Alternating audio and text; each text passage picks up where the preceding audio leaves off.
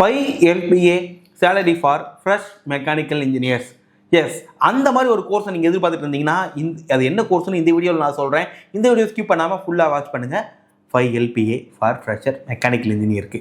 S, video skip பண்ணாமல் ஃபுல்லாக watch பண்ணுங்கள். சேனலை பற்றி ஃபஸ்ட் டைம் பார்க்குறீங்க அப்படின்னா மறக்காமல் சப்ஸ்கிரைப் பண்ணிவிட்டு பெல் ஐக்கனை கிளிக் பண்ணுவீங்க. அப்போ தான் மெக்கானிக்கல் சம்பந்தமாக இந்த மாதிரி இன்ட்ரெஸ்டிங்காக ஏதாச்சும் வீடியோஸ் போட்டாலும் உங்களுக்கு நோட்டிஃபிகேஷனாக வரும்.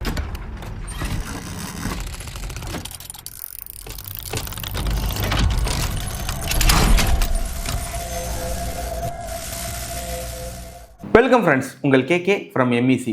அதாகப்பட்டது மக்களே, ஒரு ஃப்ரெஷருக்கு 5 LPAவா அப்படின்னு ஒரு கேள்வியை கேட்டு தமிழ்ல எப்படியோ பையன் தெரியாது. ஆனால் ஒரு 5 LPA சேலரி ஒரு ஃப்ரெஷராக நீங்கள் போகணுன்னா உங்களுக்கான ஒரு ஃபீல்டு இருக்குங்கய்யா. அது பார்த்தீங்கன்னா ஆப்வியஸாக டிசைன் ஃபீல்டு தான். ஆமாங்கய்யா, ஒரு ஃப்ரெஷராகவே 5 LPA டிசைன் இன்ஜினியராக நீங்கள் போக முடியும். சரி, அப்போ டிசைன் இன்ஜினியர்னால் எப்போ போல் வழக்கம் போல் வந்துடுவேன், அதையே அந்த ஆட்டோகேடு சாலிட்வொர்க்ஸ் இதெல்லாம் தூக்கிட்டு அப்படின்னா இல்லைங்கய்யா, இந்த டைம் வேறு மாதிரி யோசிச்சிட்டோம். அதை யோசிக்கல, வேறு மாதிரியான ஒரு ஃபீல்டை தான் எடுத்துகிட்டு வந்துருக்குறோம். அதாவது ஜென்ரலாக இப்போ மெக்கானிக்கல்னாவே டிசைனுக்குள்ளே போகணும் அப்படிங்கிற ஆர்வம் எல்லாத்துக்கும் இருக்குது, தப்பில்லை. ஆனால் எல்லோரும் எந்த டிசைனில் நோக்கி போகிறோம் அப்படின்னா மேனுஃபேக்சரிங் ஆட்டோமொபைல் செக்டார் உள்ள டிசைனை நோக்கி தான் போகிறோம். சரி, அதில் என்ன தப்பு? நாங்கள் போகலாம், தப்பு இல்லை, எல்லாருக்கும் வேலை கிடைக்குது, ஓகே.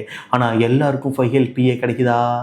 எடுத்த உடனே ஈவன் நானுமே ட்ரைனிங் கொடுத்துருந்தான் ஆகிறோம். ஸோ எடுத்தோடனே பார்த்தீங்கன்னா 18 to 25 ரேஞ்சில் தான் சேலரியே சொல்லியிருக்கோம். ஸோ எல்லாருக்குமே 40,000 வேலை கிடைக்கிற மாதிரியான ஒரு ஆப்பர்ச்சுனிட்டி இந்த நார்மல் அதாவது கன்வென்ஷனல் டிசைன் இன்ஜினியராக போனோம்னா இருக்காது எல்லாருக்கும். ஓகேவா? அப்போ என்ன பண்ணுறது அப்படின்னா தேடணும், நிறையா தேடணுங்கய்யா. அப்போ அந்த தேடுதலில் ஓகே எல்லாமே டிசைன் தானே. ஏன்னா இந்த மேனுஃபேக்சரிங் டிசைனை படித்தோம்னா இந்த camera design, phone design, cellphone design, அப்புறம் இந்த லேப்டாப்பு, எந்த டிசைனாலும் இந்த மாதிரி 3D பிரிண்டிங்கில் ஓட்டுறது, ஸோ இந்த மாதிரி இருக்கிற எல்லா டிசைனுமே பார்த்தீங்கன்னா இது கீழே வந்துடுது. ஆட்டோமொபைலில் பைக்கு, காரு, இது மாதிரி எது டிசைன் பண்ணாலுமே இது கீழே தான் வருது. அப்போ அதை படித்தாவே எதை வேணாலும் டிசைன் பண்ணலாமே, வேறு என்ன வித்தியாசமாக இருக்குது அப்படின்னு யோசிச்சு பார்த்தீங்கன்னா ஆமாங்கய்யா, அதாவது ஸ்டாட்டிக் எக்யூப்மெண்ட் அப்படின்னு சொல்லுவாங்க. இது என்னடா அது புதுசாக ஆப்ரேஷன் மாதிரி ஏதாவது சொல்கிறீங்க ஸ்டாட்டிக் எக்யூப்மெண்ட்னு? ஆமாங்கய்யா, ஸ்டாட்டிக் எக்யூப்மெண்ட் அப்படிங்கிறது ஆயில் ரெஃபைனரிஸ்லையும் பவர் பிளான்ட் செக்டார்லையும் யூஸ் பண்ணக்கூடிய ஒரு எக்யூப்மெண்ட். லைக் எப்படி சொல்லலாம் அப்படின்னா, இப்போ பார்த்தீங்கன்னா எனக்கு ஒரு H2S அப்படின்னு ஒன்று இருக்கு இல்லையா, அதுலேருந்து ஹைட்ரஜனை மட்டும் தனியாக பிரிக்கணும். எப்படி பிரிக்கணும்? அது ஏதாவது கெமிக்கல் போட்டு ரியாக்ஷன்லாம் பண்ணி ஏதாச்சும் ஒன்று பண்ணி அதை பிரிப்பாங்க. இப்போ இதுக்கு பார்த்தீங்கன்னா ஒரு டப்பா வேணும், ஒரு டேங்க் வேணும், சரியா? ஒரு எக்யூப்மெண்ட், அந்த எக்யூப்மெண்ட்டுக்கு பேர் ஸ்டாட்டிக் எக்யூப்மெண்ட். அதாவது அது நகராது, அது இது ஆப்ரேஷன்லாம் பண்ணுற மாதிரி தெரியாது, ஆனால் அதுக்குள்ளே ஆப்ரேஷன்ஸ் நடக்கும். இதெல்லாம் static equipment. Like boiler, pressure vessel, heat exchanger, இதெல்லாம் ஸ்டாட்டிக் எக்யூப்மெண்ட் சொல்லலாம். ஸோ அப்போ இந்த மாதிரியான இருக்கக்கூடிய விஷயங்களை டிசைன் பண்ணுறதுக்குன்னு தனியாக ஒரு டிசைன் இருக்கிறேன். ஏன்டா டேய், என்னடா சொல்கிறீங்க அப்படின்னு எனக்கு யோசித்தேன். ஏன்னா டிசைன் அது என்ன பெரிய பாய்லர் டிசைனு, ஒரு வட்டம் போட்டு எக்ஸ்ட்ரூட் அடித்தா சாலிட் ஒர்க்ஸில் சார்ன்னு வந்துடும் அப்படியே பக்காவாக இந்த மாதிரி. ஸோ இதெல்லாம் பார்த்தீங்க அப்படின்னா இதுதான் டிசைனு. இதில் என்னத்தை போய் நீங்கள் புதுசாக அதில் போய் டிசைன் பண்ண போகிறீங்க, அதுக்கு 40,000 சம்பளம் வர கொடுக்குறீங்க அப்படின்னு கேட்டால் அப்படிலாம் இல்லையா. ஐயா, நீங்கள் படம் மட்டும்தான் வரீங்கன்னா இதில் போய் வரீங்க, ஆனால் படமெல்லாம் வரையாமல் நீங்கள் அதாவது டிசைன் பண்ணாமே ஒரு டிசைன் இன்ஜினியர் வேலை அப்படிங்கிறாங்க. இதோட அது புதுசாக இருக்குது, டிசைன் பண்ணாமே டிசைனியர் வேலை எப்படா அப்படின்னா சொல்கிறாங்கய்யா. அதாவது இந்த ப்ரெஷர் வெசலை, இந்த பாய்லரை நீங்கள் டிசைன் பண்ணணும் அப்படின்னா இதுக்கு நீங்கள் போய் ஸ்டாண்டர்டை ரெஃபர் பண்ணணுமா? ஆமாங்கய்யா, நம்ம எப்படி இதில் எஃப்இ எல்லாம் கால்குலேட் போட்டு இது வெயிட் தாங்குமா, ப்ரெஷர் தாங்குமா அப்படின்னு எஃப்இயில் ஒர்க் அவுட்லாம் பண்ணி ஒன்று பண்ணுறோம். அதெல்லாம் அதில் அப்புறம் பண்ணிக்கங்க, நாங்கள் ஆல்ரெடி ஸ்டாண்டர்ட் வச்சுருக்கோம், சேனலில் பாரு அப்படிங்கிறான். இப்போ ஒரு ப்ரெஷர் வெசல் எடுத்துக்கிட்டிங்கன்னா ASME செக்ஷன் 8 அப்படின்னு ஒன்று இருக்குது. எஸ், ASME செக்ஷன் 8 அப்படிங்கிறது ஒரு standard code. ASME American society for mechanical engineers. இந்த ஸ்டாண்டர்ட் கோடில் போனோம்னா இந்த பாய்லருக்கு என்ன ப்ரெஷர் நீங்கள் பாய்லரில் அந்த ப்ரெஷர் வெசலில் இருக்கும் அப்படிங்கிறத பார்த்து அந்த ப்ரெஷர் வெசல் இப்போ ஒரு 2 bar ப்ரெஷர் வெசல் நான் ரெடி பண்ணணும் அப்படின்னா அதுக்கு என்ன மெட்டீரியல் போடணும், என்ன திக்னஸில் போடணும் அப்படிங்கிற டேட்டா ஆல்ரெடி ஸ்டாண்டர்டில் கொடுத்துருப்பாங்களாம். அதை வேக்கானமாக பார்த்து அதை நம்ம படம் வரையணும். அப்புறம் என்ன, அதை டேட்டா கொடுத்துறாங்க, எடுத்து வச்சு சால்ட் வெசல் கிரீசின் போட வேண்டியதானே அப்படின்னா தேவையில்லைங்க. அது மட்டும் கிடையாது. அப்போ அதில் வால்வு வைக்கணும், என்ன வால்வு வைக்கணும், அந்த வால்வுக்கு என்ன ஸ்பெக் இருக்கணும், இதெல்லாமே இருக்குதுல்ல. அப்போ இது எல்லாத்தையும் நம்ம ஸ்டாண்டர்டை ரெஃபர் பண்ணி ஒன்றா எடுத்து வைக்கணும். இதை சாலிட் ஒர்க்ஸில் பண்ணுறதை விட PV Elite அப்படின்னு ஒரு சாஃப்ட்வேர் இருக்குங்கய்யா. PV Elite. எஸ், இந்த சாஃப்ட்வேரில் என்னென்னா எனக்கு 2 bar pressure as per ASME section 8.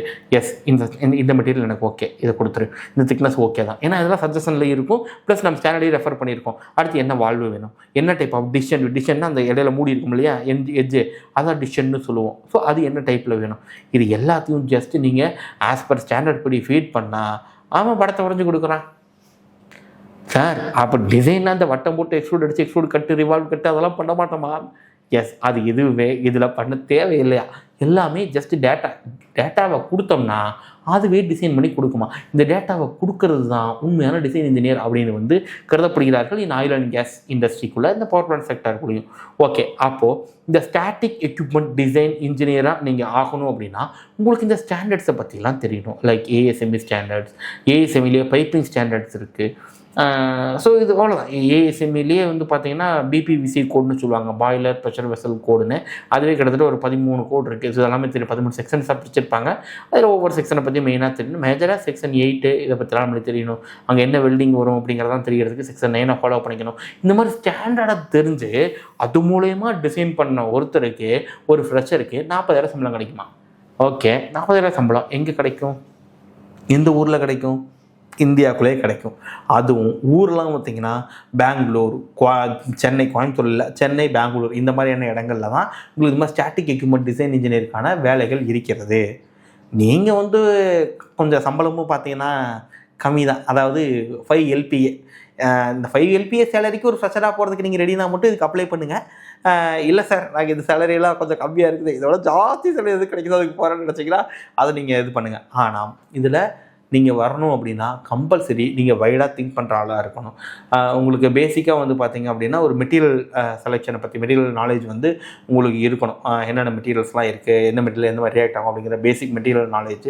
And then கொஞ்சம் ஃப்ளூயிட் மெக்கானிக்ஸ் பற்றியும் உங்களுக்கு இதில் தெரியணும். எஃப்எம் படித்தோம் இல்லையா, எஃப்எம் தெர்மோடைனமிக்ஸு கொஞ்சம் லைட்டாக. ஸோ நீங்கள் படித்த படங்களை கொஞ்சம் லைட்டாக உங்களுக்கு தெரிஞ்சிச்சுன்னா இது ஈஸியாக நீங்கள் கற்றுக்க முடியும். ஆக்சுவலாக இதெல்லாம் பார்த்தீங்கன்னா எங்கேயாச்சும் கோர்ஸாக இருக்குதா அப்படின்னு தேடி பார்த்தீங்கன்னா டவுட்டு தான். ஏன்னா எல்லாரும் நீங்கள் டிசைன் போனாவே சாஃப்ட்வேர் மட்டும் தானே, பிவிஎலைட்டில் உட்கார வச்சு சொல்லி கொடுத்துருவாங்க. ஆனால் அதுக்கு டேட்டாவை எப்படி அக்யூர் பண்ணணும், டேட்டாவை எப்படி நம்ம போய் கிவ் பண்ணணும் அப்படிங்கிற அந்த ஸ்டாண்டர்டை ரெஃபர் பண்ணி சொல்லிக் கொடுக்குறதுக்கு நீங்கள் எங்கேயுமே ஆள் இல்லைங்கய்யா. எஸ், உண்மையாகவே எங்கேயும் ஆள் இல்லை. நீங்கள் விசாரித்து பார்க்கலாம். ஆல்ரெடி யாராவது பிவிஎலைட் கோர்ஸ் படிச்சுட்டு இருக்கிறீங்க அப்படின்னா உங்களுக்கு இந்த மாதிரி தான் கிளாஸஸ்லாம் இருக்கா, நான் சொன்ன மாதிரி தான் இருக்கா அப்படிங்கிறதையும் கமெண்ட் பண்ணுங்கள். இல்லை நான் சொன்ன மாதிரி இல்லை, டிசைன் சாஃப்ட்வேர் மட்டும் தான் சொல்லிக் கொடுக்குறாங்க, வேறு எதுவும் சொல்லிக் கொடுக்குறது இல்லை அப்படின்னாலும் நீங்கள் அதை கமெண்ட்டாக சொல்லலாம் மக்களே. ஓகே, ஸோ நாங்கள் என்ன பண்ணுறோம் அப்படின்னா இதில் உள்ள டிமாண்டை பார்த்துட்டு ஓகே அப்போ இந்த ஒரு கோர்ஸை பண்ணால் ஈஸியாக ஒரு ஃப்ரெஷருக்கு 40,000 சம்பளத்துக்கு நம்ம வேலைக்கு போயிடலாம், வேலைக்கு அனுப்பிடலாம் அப்படிங்கிறதுனால இதை ஒரு கோர்ஸாக நாங்கள் ஸ்ட்ரக்சர் பண்ணணும். ஸோ இந்த கோர்ஸ் பார்த்தீங்க அப்படின்னா இந்த கோர்ஸ் என்ன ஃபீஸ் வரும், அந்த எவ்வளோ நாள் டியூரேஷன் ஆகும், அதுக்கு பேசிக் எலிஜிபிலிட்டி டெஸ்ட்டு நாங்கள் வச்சு தான் இந்த கோர்ஸுக்கே நாங்கள் எடுக்கிறோம். இதை பற்றிலாம் நீங்கள் தெரிஞ்சுக்கிறதுக்கு கீழே டிஸ்கிரிப்ஷனில் என் நம்பர் வச்சுருக்கேன், என் நம்பருக்கு நீங்கள் காண்டாக்ட் பண்ணலாம். அல்லது இந்த கோர்ஸை பற்றி நீங்கள் தெரிஞ்சுக்கிறதுக்கு ஃபார்ம் லிங்க் ஒன்று வச்சுருக்கோம், ஜஸ்ட் கிளிக் பண்ணி உங்கள் டீட்டெயில் ஃபில் பண்ணுங்கள், நாங்களே கால் பண்ணி உங்களுக்கு டீட்டெயிலும் சொல்லுவோம். So static equipment design engineer in PV Elite, அதாவது ஆயில் அண்ட் கேஸ் டிசைன்னு நீங்கள் சுருக்கமாக சொல்ல முடியும். இதை பற்றி மேலும் தெரிஞ்சுக்கிறதுக்கு உடனே தொடர்பு கொள்ளுங்கள். அதுவரை நீங்கள் எந்த மாதிரியான வீடியோஸ்லாம் போடணும்னு நீங்கள் நினச்சிங்க அப்படின்னா நீங்கள் சஜஷனில் அது கமெண்ட் பாக்ஸில் சஜஷனாக சொன்னீங்கன்னா நாங்கள் அந்த வீடியோவை போடுறதுக்கு கூடிய சீக்கிரம் முயற்சி பண்ணுவோம். Thank you so much.